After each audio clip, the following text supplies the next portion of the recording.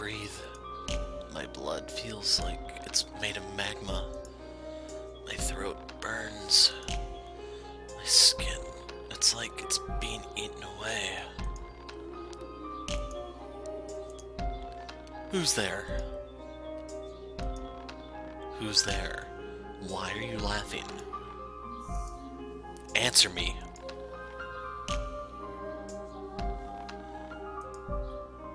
How's it feel, boy? To know it all went exactly as I said it would.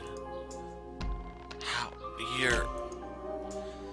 That you wouldn't be able to trust anyone. You're dead. The worst is yet to come, boy. Silence. You could work yourself to the marrow of your bones, and still the people never look beyond the surface. I said enough. Listen, you can hear the scorn in their voices. They're calling you a tyrant, a soulless monster. I know you can hear them. They are not. They say you're no better than me, that you're a foolish ruler who cares not for his people. They shout an endless cacophony of discontent. Shut up. Just shut up. I am nothing like you. Can you then remain a virtuous leader, no matter how bitterly your people despise you? Is your love for them truly so resolute? No. The virtue you brandish was never so selfless. Tell me I'm wrong, slum rat. It is not benevolence that drove you to take the throne, but a thirst for power, for prestige. Not another word. Do you know what truly brought you here? You were tired of people looking down on you. You thought you'd be treated with respect if you had real power. You wanted it more than anything in the world. Enough already. You dedicate your life in the service of others. It was never going to last. Allow me to make a prediction. Soon, very soon, you'll find yourself drifting over to my side. You'll stop caring about the people's lives, and for that they will despise you. You'll lose any last bit of sense left in you. Push everyone away until you're all alone, and then you'll succumb completely to madness's grip. Stop talking. You don't have what it takes to be lord of the land. I said stop talking.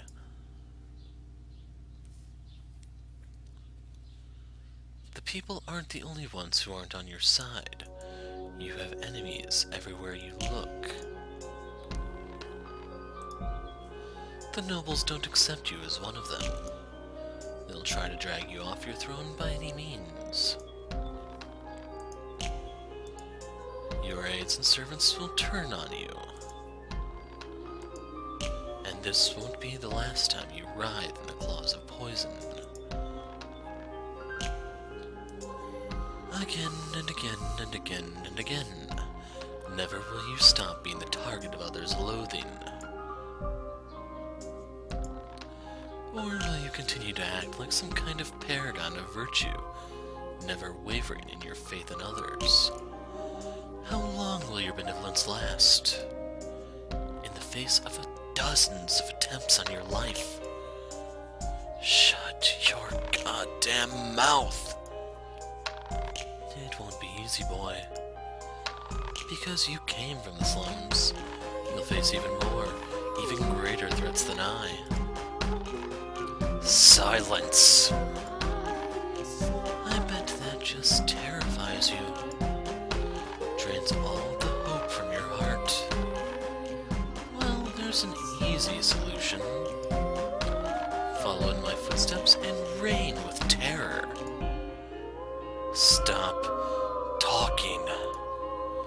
I've heard enough of your goddamn noise. You're already afflicted with a great curse, boy. A curse known as the Lord of the Land. It's a curse from which you will never be free. hence you will never be free from me.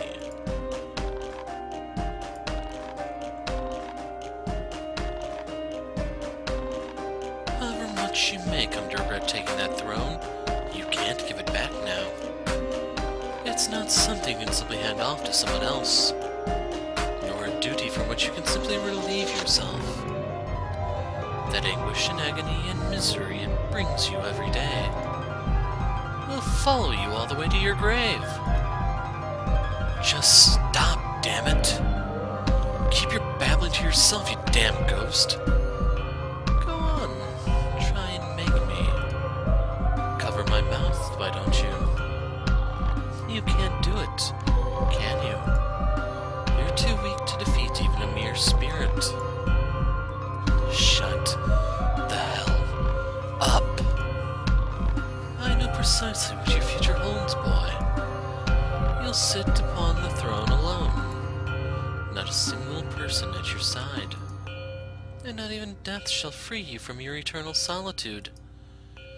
For it is naught but an empty shell with which you decorate the throne. Stop talking.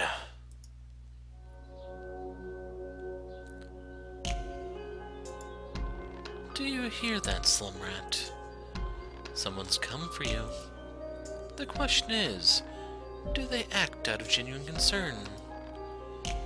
Can you be sure the water they give you is safe to drink?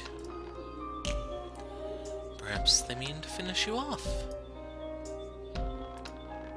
If a simple grunt like him could get his hands on poison, how easy do you think it would be for the Lord's Consul to procure a substance hundreds of times more potent? Hell, you wouldn't even have to go through the trouble. You're no more than a threat than an insect with its wings torn off. A feeble woman or a crippled slave could plunge a knife into your trembling spine with little effort. Behold, the former mastermind of the revolution. All this suffering, you brought it on yourself by trying to defy your fate.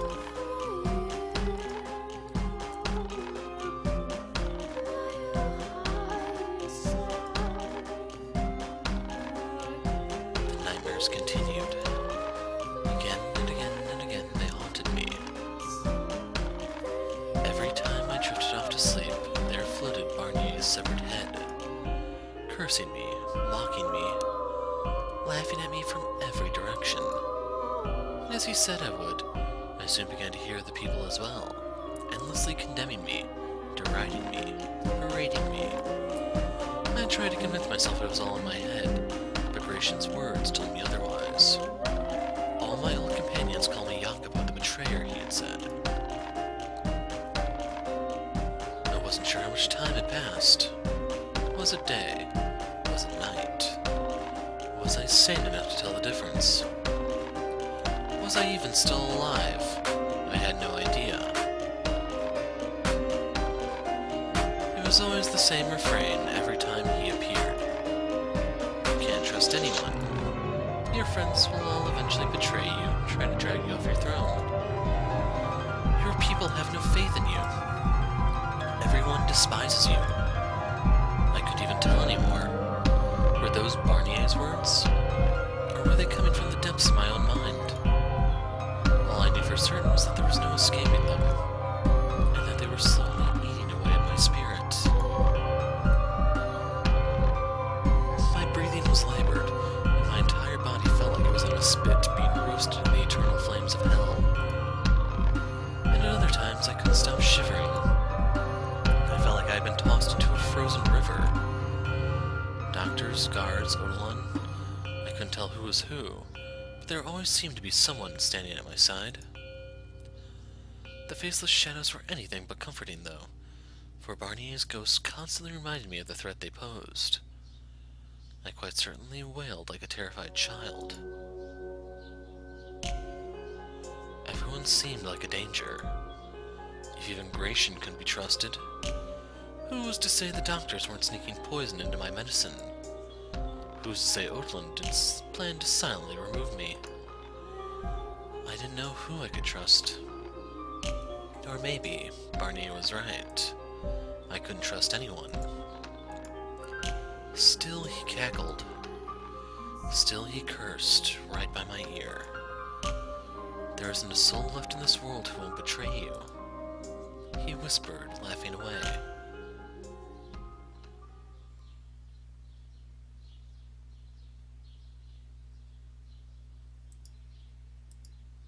My fever seems to be receding. I can finally move again. Looks like I survived.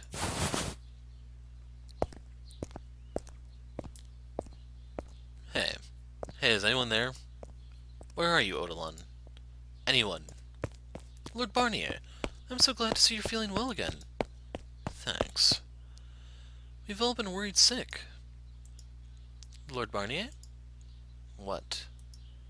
Oh, pardon. You just seem, not quite yourself. But after all that's happened, I suppose that shouldn't be a surprise. How long was I out? 3 days, sir. The poison kept you bedridden for 3 full days and nights. That long, huh? Then I've got a lot of work to catch up on. Yes, sir, but I implore you to take things easy for the next few days. When do I ever have time for that? Now, where's Odilon? I haven't seen him. Go fetch him for me. He is presently... Don't tell me he's not around. Where the hell did that old man get off to? No, he is here. Please, Lord Barnier, try to remain calm. Odilon was... Odilon. My lord, is that you? Thank heavens you're well. Forget about me. What happened? My deepest apologies. I don't want an apology. I want you to tell me why this happened. Please, my lord, distress not over this simple old man. Why, Odilon? The Odilon I know would never deign to put himself out in front of a gang of slum dwellers. Please, Lord Barnier, try to remain calm. Odilon was struck in the head with a stone and is in critical condition. The following day, that is, the day after Gratian poisoned me, a dozen people from the slums showed up at the manor gates. They cried an angry protest against the Lord, demanding change. Evidently, Gratian hadn't kept word of my deception to himself, so in addition to their other complaints, they had shouted that I was a fake, that I wasn't actually nobility. They threatened to reveal my secret if I didn't do something about their living conditions. As the commotion dragged on through the day, people within the manor started getting restless. Eventually it got to be so tense that Odilon stood near a window, told them that they needed to cease immediately, and if they wouldn't, they would be charged with lèse majesté, which is when he was hit in the head with a rock and lost consciousness. God, you damn fool! I am quite pleased to see you have recovered, enough to shout with such vigor. Now I needn't worry. Wait, slow down. Worry about what? Regrettably, it would seem old age has bested me. I think the stone must have gotten my eyes, for I cannot see you there, my lord. I'm right here. Please don't give up on me. You're stronger than a stupid rock. Give it a few days. You'll be back to perfect health. And even if your sight doesn't come back, you can still do your job. I can tell you everything I see. Come on, Odilon. My sincerest apologies. Please. Why would you even go and talk them down yourself anyway? Whatever happened to acting only in your own benefit? What did you have to gain from not having them executed on the spot? They were rioting in front of the Lord's manor. You had no reason to bother warning them. There was no question they were committing a serious offense. Why didn't you just do what you would always do? And then I would argue with you about it like I always do. What the hell got into you, Odilon? I suppose I must have softened up Somewhat. Excuse me? You cared so much about your friends in the slums, my lord, that I took pity on them. Old age seems to weaken more than just the body. How truly inconvenient. Odilon. Nevertheless, I am glad this old body held out until today. What are you... I would not have been able to pass on peacefully had I not seen you recovered from the poison, my lord. Stop. Don't talk like that. I told you you're stronger than one damn rock. I'm your lord, damn it. My word is the law. 'Tis with great regret that I must defy my lord's command. Enough, I mean it. You stop this right now. My warnings against being swayed by your emotions remain unheeded, I see. And who the hell's fault do you think that is, huh? You are the Lord. The sooner you learn to control that blaze, the smoother your future endeavors will proceed. Do not allow your days to be cut short as well in a moment's weakness. I implore you to always remain strong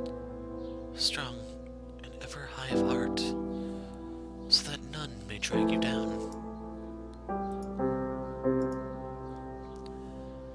With death upon me, my hands are shaking dreadfully. I didn't think anything scared you. It terrifies me to know I will be leaving you alone. Before I was able to teach you everything, I cannot bear knowing that I have forsaken you at but the onset of a great and perilous journey. There is so much more I have yet to pass on to you that you'll need in order to become a great ruler. So much. Then don't go. Stay and teach me. You said you wanted to fulfill your duties as consul. That you didn't want to die until you had accomplished something worthwhile. You can't tell me you're satisfied with this. Odilon. Odilon? Odilon. Don't do this. You can't. Say something. Please. Say anything. Tell me it's all a cruel prank. Odilon!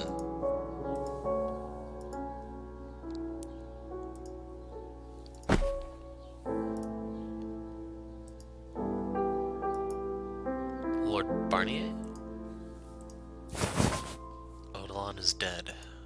Make arrangements for a funeral. Yes, Lord. And what happened with the riot? They fled soon after striking Odilon. I would wager they returned to the city. Thank you. Would you like something done about them, Lord? I would. They need to understand that their actions have consequences. They slandered their lord and murdered his consul.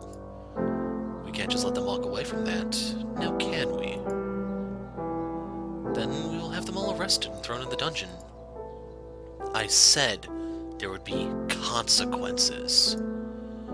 If we just slap them on the wrists, they will come back and do it again.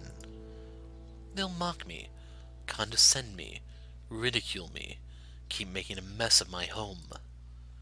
Tell me, do you feel safe serving a lord whose people neither respect nor fear him? Would you have any admiration for a leader like that? Have them executed. Since Odilon isn't here to advise it, I, Lord Barnier, officially order every spark of opposition to be snuffed out.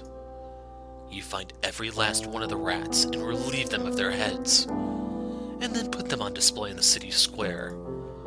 Make sure they know damn well exactly what awaits anyone who opposes Lord Barnier. Yes, Lord.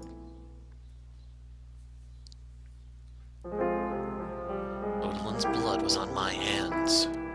My inexperienced naivete had gotten him killed. He had warned me again and again that my people had no love for me. But I ignored him, foolishly believing in friendship, letting Gratian into my house, and ultimately getting Odilon murdered. My trust didn't belong with Gratian or my old slum companions. It belonged with Odilon. I should have realized so much sooner that he was the one and only person left I could trust. Men with whom I had spent years had likely participated in that riot. Men whose names I knew, whose faces I recognized, with whom I had spoken on countless occasions. But I felt not even a pang of regret in ordering their deaths. I didn't reminisce about the good old days. Those days were gone, irrelevant, meaningless. I felt no sympathy for the people they were leaving behind, nor did I so much as bat an eye when I saw their bodies lined up before me. Compassion bred weakness, made you vulnerable. I had to excise every last bit of it. It was the last thing I needed, for I was the Lord Jean-Francois Barnier.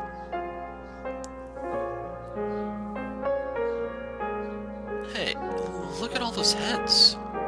Supposedly they're beheaded for trying to assassinate the Lord. That seems like a lot of folks for an assassination attempt. Who can say what happened up yonder? Have you been down to the square today? I have. My heavens, I almost passed out at the sight of it.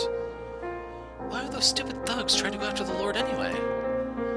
There's been whisperings around town. They say he was actually born in the slums and isn't a noble at all. Wasn't that just his cover while he was in hiding from the phony Barnier? I certainly hope that's the case. But either way, it's probably best to keep quiet about the topic. I'll say.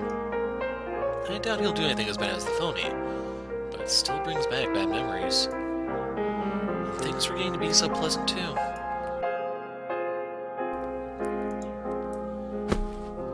What is this?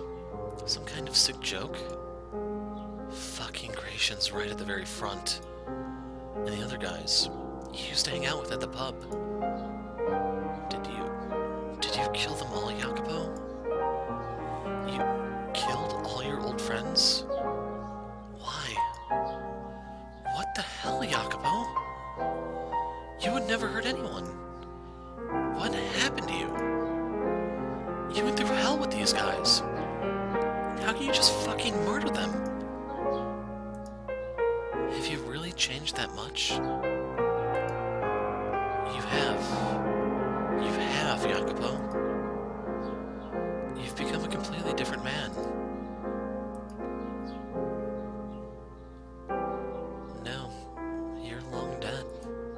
You died in that goddamn revolution. The Jacopo I know no longer exists. All that's left is Lord Barnier.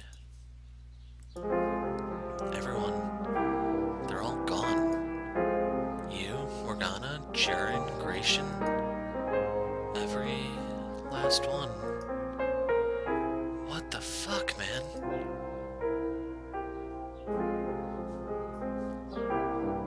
I appointed a new consul shortly after Odilon's death, but he was ineffectual, short-sighted. And to top it off, he had a tendency to simply nod and agree with anyone and everyone rather than express any opinions of his own. If anything, having him around made my job more difficult. But it wasn't as though there was anyone else competent enough to take the position, and relieving him so soon would come with its own crop of problems. So I ended up using him to shuffle papers and handle other menial work while I took care of the actual decision-making. My first order of business was to establish clearly defined rules and punishments. Speaking ill of the Lord, spreading false rumors about his lineage, creating art of any form which could be interpreted as defamatory. These were all considered acts of lèse majesté, and, in the most severe cases, were potentially punishable by death. I started seeing results almost immediately. The people stopped claiming it was a fake, that I came from the slums. the Barnier name became a symbol of fear once again. My renovation efforts proceeded as originally planned. The city flourished as a commerce hub, attracting merchants and patrons and visitors from near and far. Some fields had to be removed as well to accommodate the expansion of the marketplace, but they were hardly producing anything worthwhile to begin with. If farmers wanted to keep farming, they were free to move elsewhere. I scaled down the size of the slums while scaling up security. Lacking leadership, what little remained of the peacekeeper group had turned into a gang of unruly thugs. So rather than keeping the peace, they largely made things worse. In response, I forbade the formation of unauthorized organizations within the slums. And with all that in place, the city was much safer and more orderly, and the economy significantly stronger than it had been under my predecessor's rule. However, those unfortunate enough to miss riding the wave of economic growth found themselves falling ever further behind their neighbors. The ravine between the poor and the wealthy had become nigh uncrossable. My own manor was hardly a bastion of safety either. Not only was I rapidly enacting new policy, laws were stricter and punishments harsher than before, so many were, to put it lightly, more than a little displeased with me. I had gone through several food tasters and just as many direct assassination attempts. It wasn't particularly difficult to avoid major incidents by simply suspecting everyone, but I could seldom relax as a result. In time, I came to prefer solitude. Well, not so much prefer, as require it for my own safety.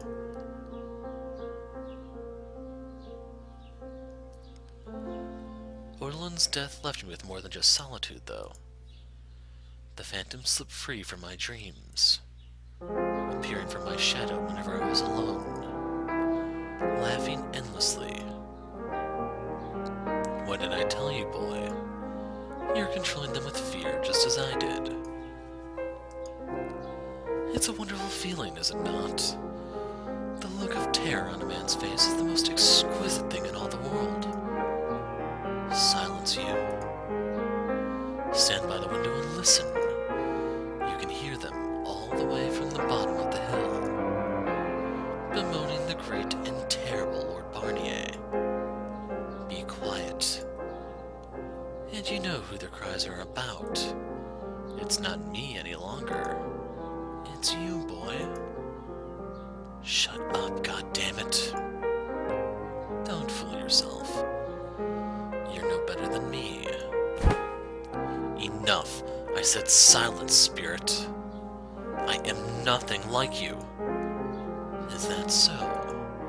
Then tell me, boy, how do we differ? I don't hold those disgusting banquets for one, nor do I torture slaves for my own sick pleasure. By your command, hundreds of slaves are being worked so hard it will surely spell their deaths.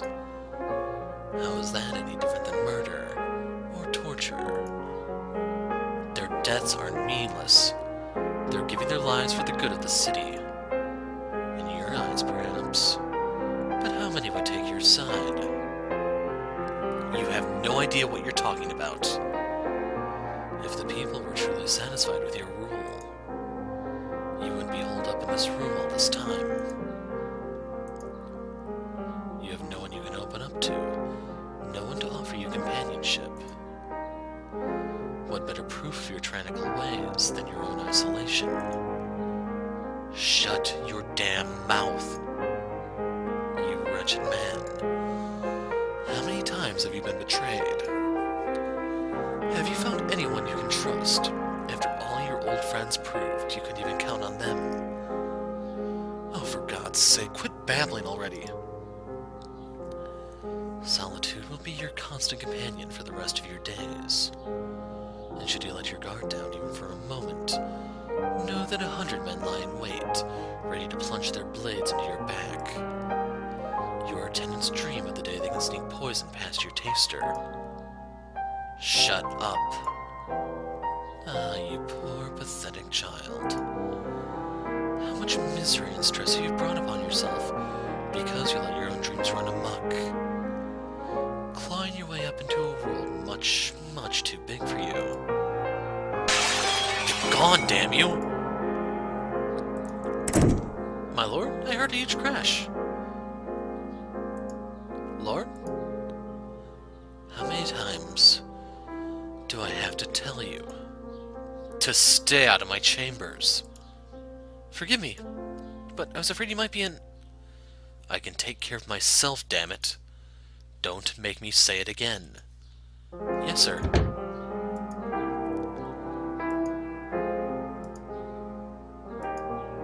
To hell with you. We're nothing alike. I'm making their lives better, not worse. I am not a tyrant. I start relying on alcohol to rid myself of the phantom. When I was drunk enough, I didn't have to see anything. I didn't dream, I didn't have nightmares. And most importantly, I didn't have to think. There were times I couldn't be sure whether I was in my right mind. There were times I was so panicked I wanted to scream my throat raw. But there was never a time I was safe showing that weakness. I knew from experience it would only put me at risk. I couldn't complain to anyone. I couldn't ask anyone for help. I couldn't believe in anyone. Odlin's dying words came back to me again and again. Stay strong and ever high of heart. What did it even mean to be high of heart, though? Certainly I had nothing to be proud of. Not having spent my early years a filthy, impoverished slum rat, not having spearheaded a violent revolution and stolen the throne, not this farce of a tale about me secretly being a noble. I hadn't been raised to be a lord. I hadn't been taught to have a proud, noble spirit. That was likely what Odilon had wanted to impart upon me. The nature of a ruler. People automatically respect a man who is truly dignified and noble. They instinctively admire him, kneeling out of wholehearted honor. And that's what makes a true king. Not knowing the first thing about how to be that kind of man, I fell back on the only alternative that came to mind. Forcing them to kneel beneath my iron fist. 2 years under Odilon's tutelage was nowhere near long enough to instill in me the natural nobility I needed. Thus was I left to be tormented by this accursed phantom, whenever alone and play the ruthless ruler elsewhere. In my attempts to mask the fear lurking within, I grew louder and more ostentatiously contemptuous. Practically every other word out of my mouth was an insult. The old Jacopo was long gone, and Lord Barnier had crept in to take his place. It was gradual enough that I hardly realized it was happening. But now all I saw in the mirror was the face of a cruel, wretched man. I even came to hate my old self. Think him foolish. What kind of a vapid, nebulous dream was I want to go out into the world? What basis did I have for thinking myself any more significant than any other kid on the streets? And where the hell did I get the idea that having influence meant having freedom? I could barely even take care of myself. Where did I get off on thinking that a little power would let me protect the people I cared about? And what about now? What, fundamentally, did I even want now? What did I have to protect? Nothing. I was too far gone. There was no light to be found, no matter how far I marched this path. And only a bottomless abyss waited at my back. I had let myself with nowhere to return to.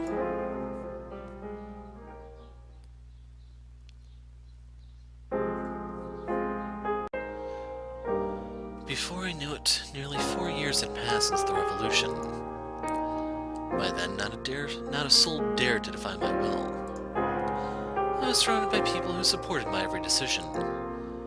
Few of them genuinely agreed with me on everything, obviously, but no one could deny how much growth I had brought about, and so long as I continued to produce results, I could continue to have their outward support. As a trading hub, the city flourished, but the citizens were less than thrilled about the work I was doing. The poorest especially seemed to hold a great deal of enmity for me. But I was reaching the point where I couldn't manage on the support of the upper crust alone. Simply dumping sacks of coin into the streets wouldn't end poverty, and increasing taxes on imported goods would undermine everything I had built up. Lacking an actual solution, all I could do was work to make them feel like they were better off than they actually were. Fortunately, it was much easier to pull the wool over the middle and lower classes' eyes than it was the better educated upper class. I started by building public recreational facilities which citizens had priority access to, and then I turned my eyes towards religion. About a year earlier, as part of the city's expansion, a bridge was built across the river that served as the city's effective border. A church had still not been established in that new district, so I wanted to build one and gather a following. Conveniently enough, my predecessor had been in the process of building a second manor on the other side of the river, and with a little bit of work, it could easily be repurposed into a church. Once people started making use of the church, it would be simple to win their favor by making myself known as a generous patron. Faith was the ultimate blinder for the uneducated, and history showed time and again that religion could be a powerful tool in the right hands. But the high foreigner and merchant population in the city meant that no one particular religion had managed to take hold. The merchants especially tended to develop their own individual philosophies over the year, with few caring much for higher powers. That was a possible explanation for why the church had never had much sway in this region. There was therefore a chance the whole thing would be just a colossal waste of money. However, I had recently caught wind of a curious rumor. There was a nun serving in a small church at the far edge of town who some might come to refer to as the Saintess.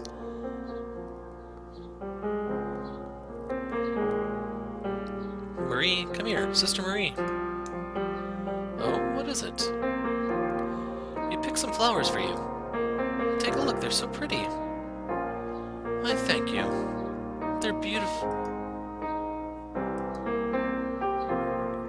Get it away from me. She actually fell for it. Hey now, how many times do I have to tell you it's not nice to trick people? You're too much fun to tease, Sister Marie. That's hardly an excuse. It's still wrong. I'm your big sister here, so you need to treat me like... There's a bug on your dress. What? No, wait. Where is it? Get it off. Someone get it off me. Just kidding. There's nothing there.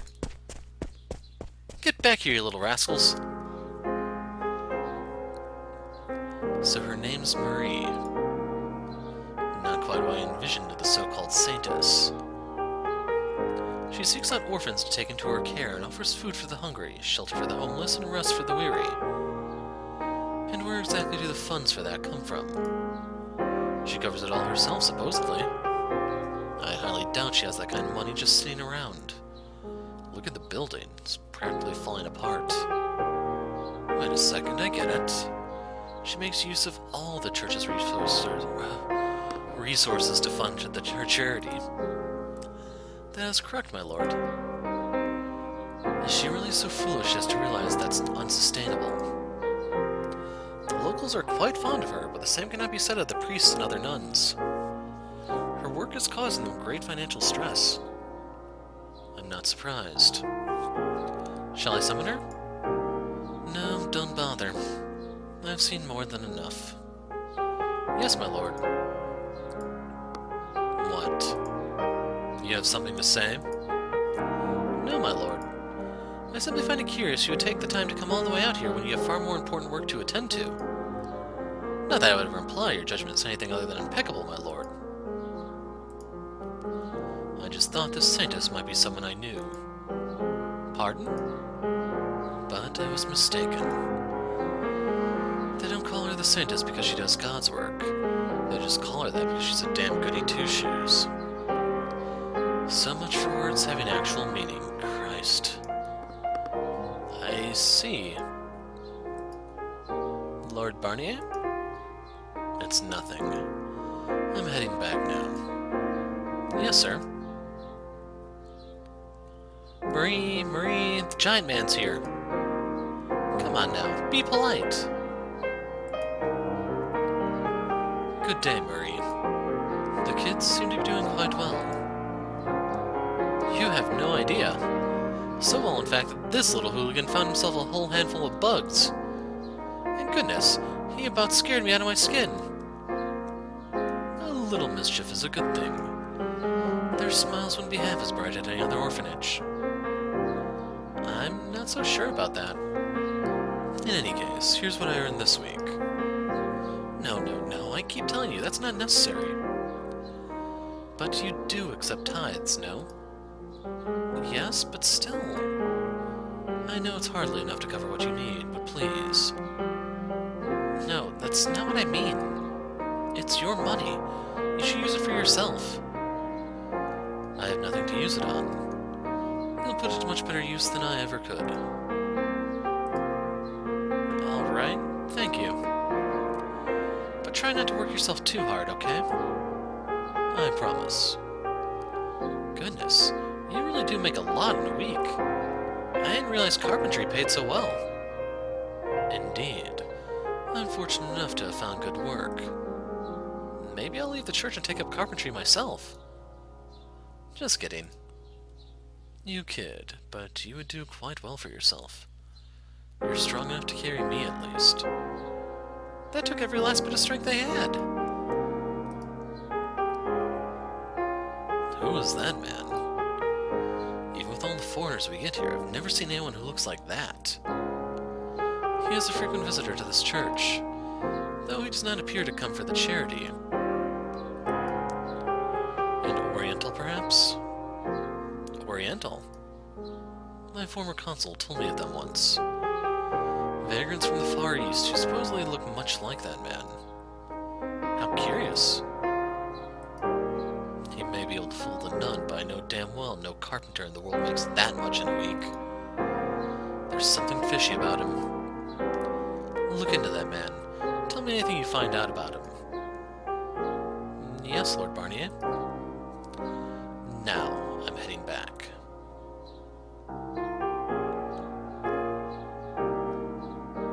In addition to the renovations for the church and gathering intel on the Far Eastern man, I made sure to keep an eye out for any unusual rumors or happenings outside the city's borders.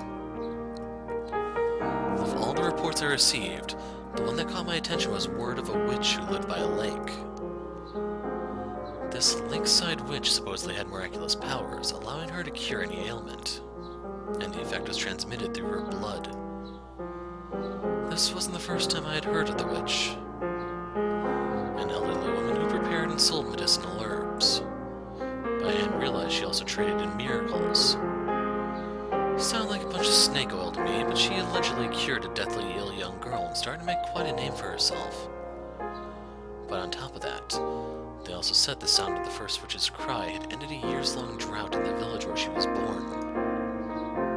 This doesn't bode well. Why not, my lord? Try using your damn head once in a while, would you?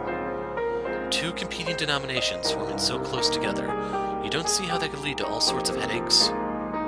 The objective is to unify the people under a single banner, to which I then pledge my support and earn their favor.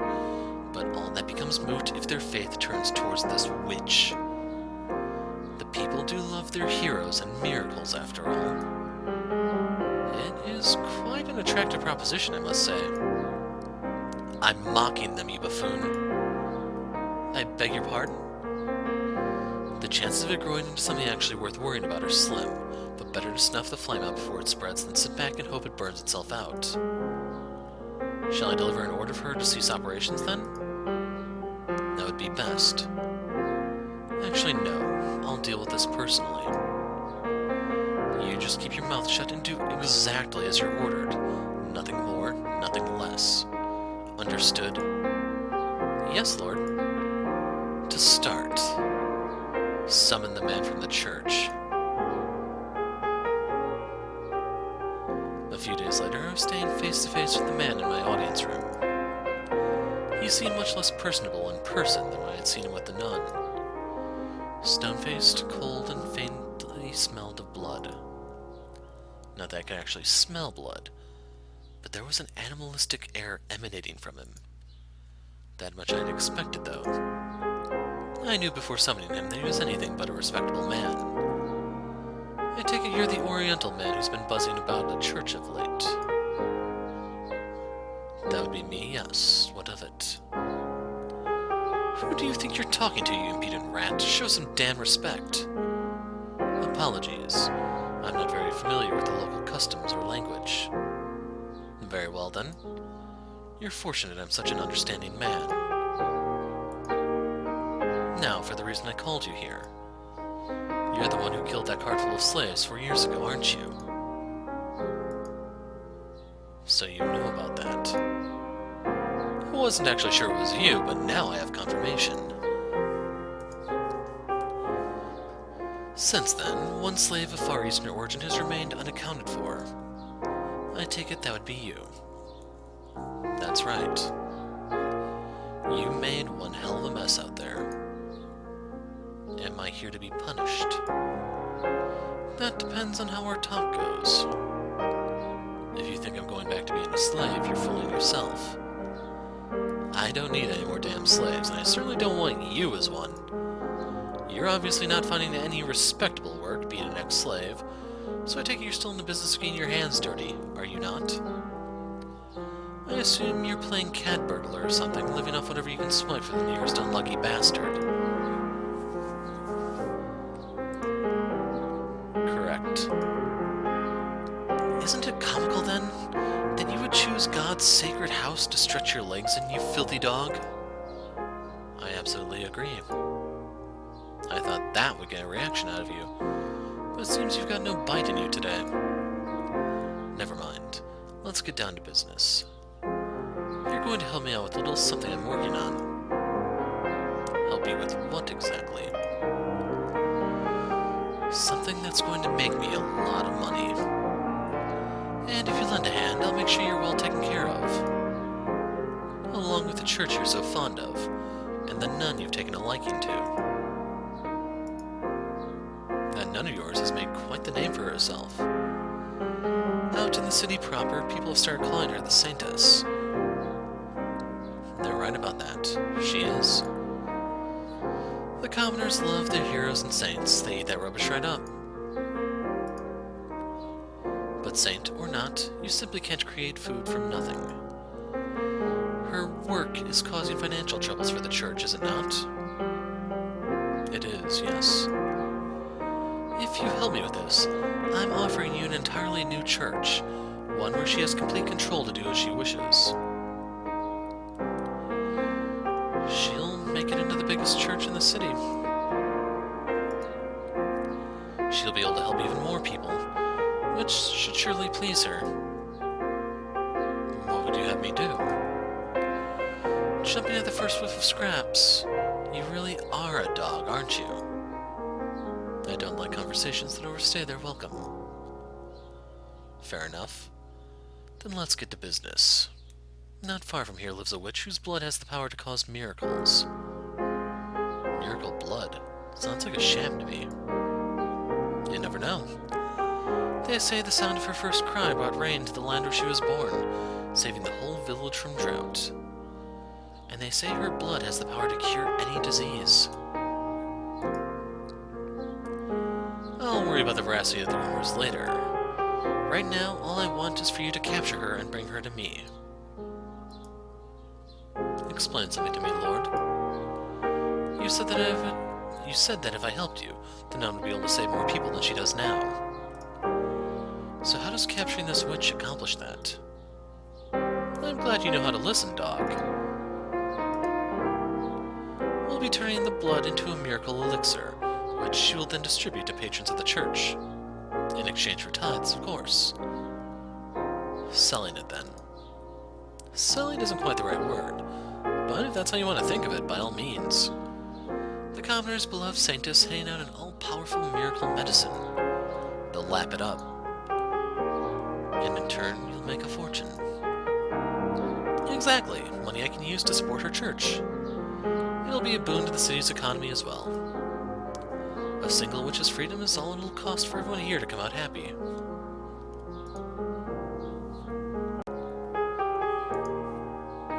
So what will it be? Will you help, or will I have to... I'll help. I have no reason not to. Decisive and a good listener. Excellent. Once I've captured the witch, where do I take her? I have a mansion set aside where your nun can run her church. There's an observation tower on the grounds. The witch will be kept locked up in there to ensure we have a constant supply of blood. Okay. When do you want me to get her? You're just chomping at the bit now, aren't you? I thought you'd hesitate at least a little, but I guess it was foolish of me to presume to understand how a killer's mind works. All the resources I put into investigating you and everyone close to you were wasted, it would seem. Do you even have a conscience? Don't act like you're any different. I assure you, I have a conscience. I wouldn't be doing this if it wasn't necessary for the growth of the city. No, I mean you're as much a murderer as me. You would never come up with a scheme like this if your hands were clean. The man's right. You're nothing but a murderer. How deep has the blood seeped into your hands? How many have you killed, claiming their lives necessary as sacrifices? And how many more will die for your ambitions? Silent spirit. That poor, poor witch. Blessed with the power to perform miracles, only to win her the attention of the villainous Lord. It must be done. I don't have to explain myself to you. It's not like the old hag has long to live anyway. What the hell is villainous about having her spend her final days for the greater good of the city? So many lives will be improved at the cost of only one. You keep telling yourself that, boy. But what you're doing is no different than my banquets. You're cut from the same cloth as the man standing before you. And the same cloth as me. Begone, phantom. Watch your mouth, dog. Don't you dare insinuate I would ever condescend to your level.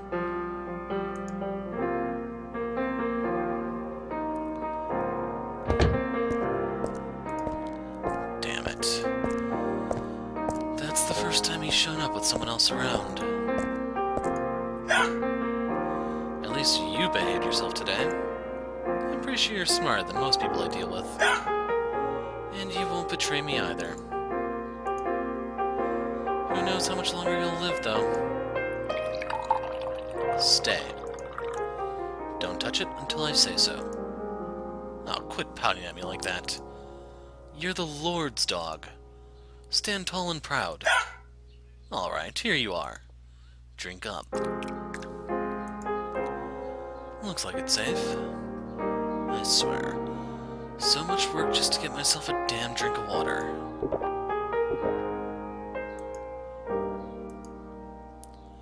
When I heard about the Saintess, I thought it might be you. But it was someone else. I never did get around to resuming the search after Orlan passed. There's no one around I can trust with such a sensitive task. Though it's probably for the best if I never do find you. We can't go back to the way we were before.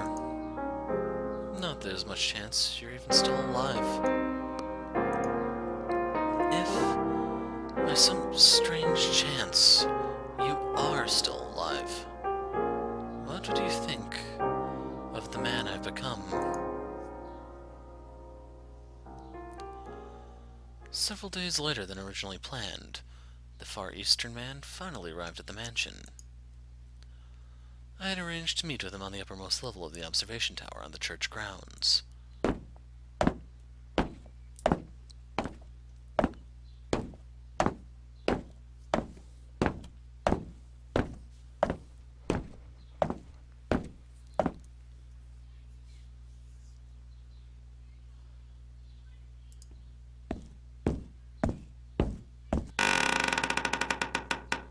About time. The man appeared before me, a burlap sack slung over his shoulder. I had ordered to use the sack, afraid he might be foolish enough to actually drag the old woman all the way here. There's your witch. He threw the bag to the ground, causing the woman inside to let out a muffled grunt. It didn't sound like an elderly woman's voice, though. This stench. Tell me you didn't harm her, dog. I smell blood. You only instructed me not to kill her. Mistakes were made. Limbs were lost. Damn it. I cleaned up all the blood I got on me. No one suspected anything. He's even farther gone than I imagined. Should have been clearer in my instructions. Though I suppose it doesn't matter much. She's not going to live long either way. That you were able to immediately recognize it as the smell of blood says quite a bit, Lord. You have killed before, haven't you? Enough yapping. She is alive, yes? Of course. Fighting back aside, I tossed my gaze from the man to the bag. I felt slightly sorry for the woman, but the feeling didn't last long. I had seen too many bloodied, mangled bodies, both dead and alive, to be fazed by one more.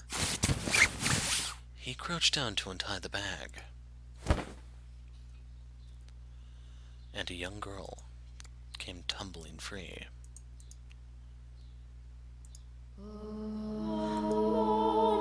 It can't be.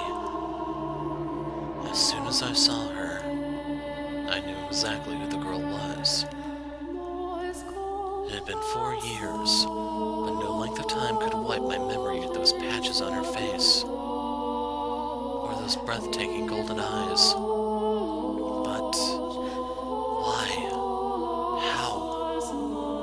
What was she doing inside the bag?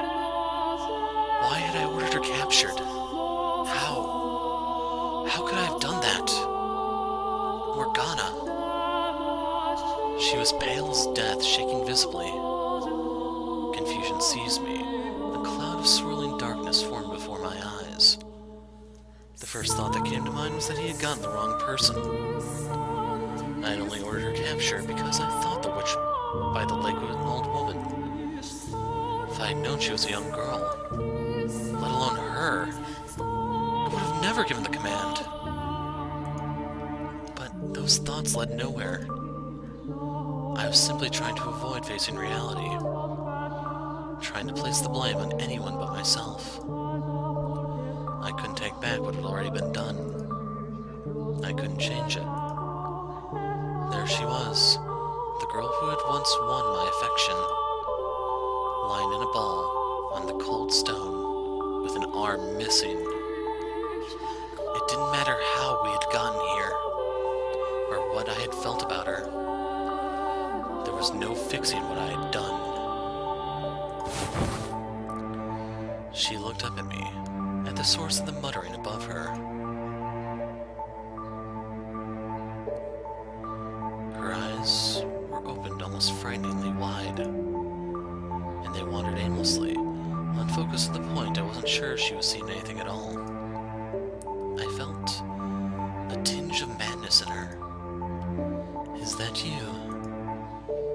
The words spilled from her lips, so soft they barely reached my ears. Hardly a trace of the beautiful singing voice from my memory remained. It was hoarse and raspy, every sound seemingly laced with an unfathomably deep, pitch-black hatred for all existence. You remember me? Would she even be able to recognize me anymore? How could I ever forget? Morgana, she remembered me?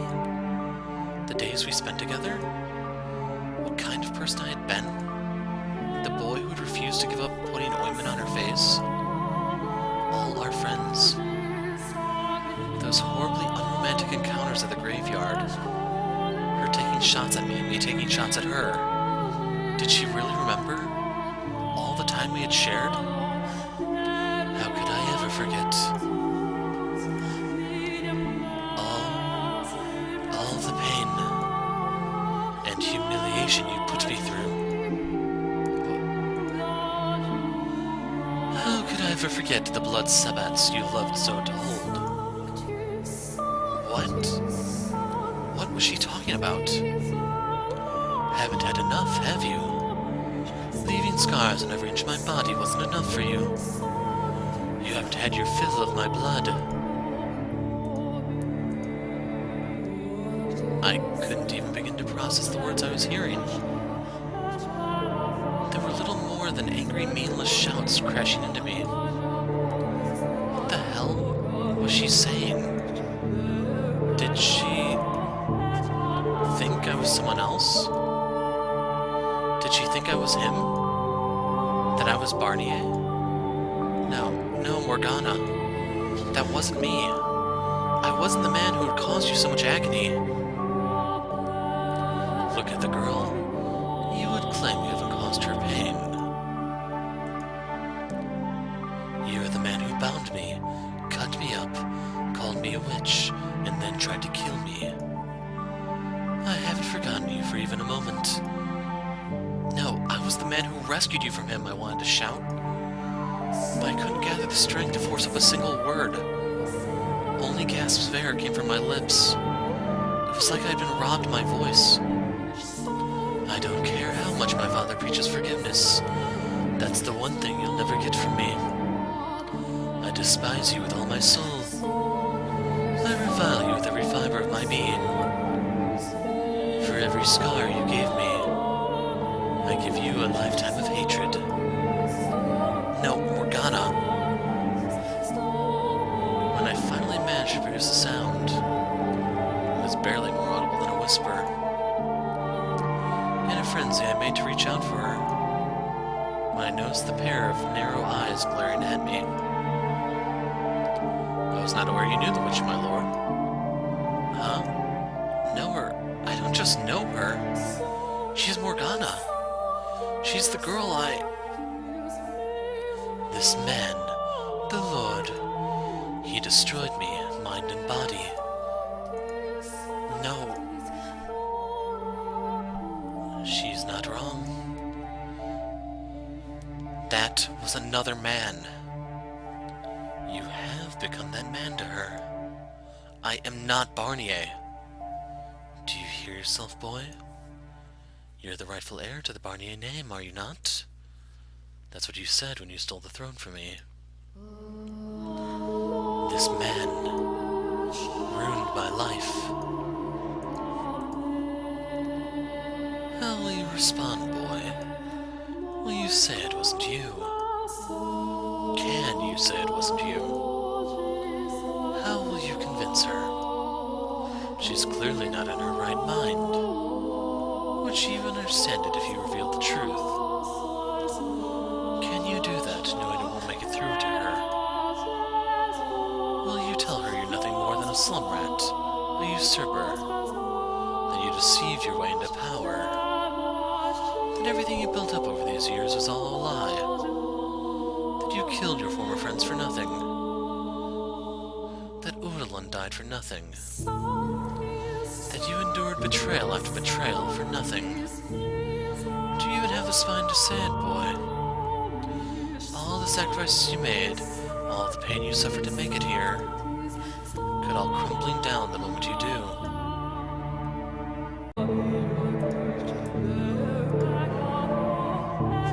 What will it be, false lord? Is the girl worth it? Is sharing the truth of this half-dead girl on the brink of madness worth losing everything you worked so hard to accomplish? Make your choice.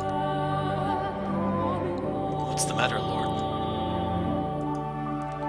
Yes, I know her. Or I knew her years ago. I see. What do you want to do then, Lord? You look sick. What do I want to do? Obviously. Why on earth? This doesn't change anything. We lock the witch up and proceed as planned. Did I make this choice? Congratulations, boy. This concludes your inheritance of the Lord Barnier.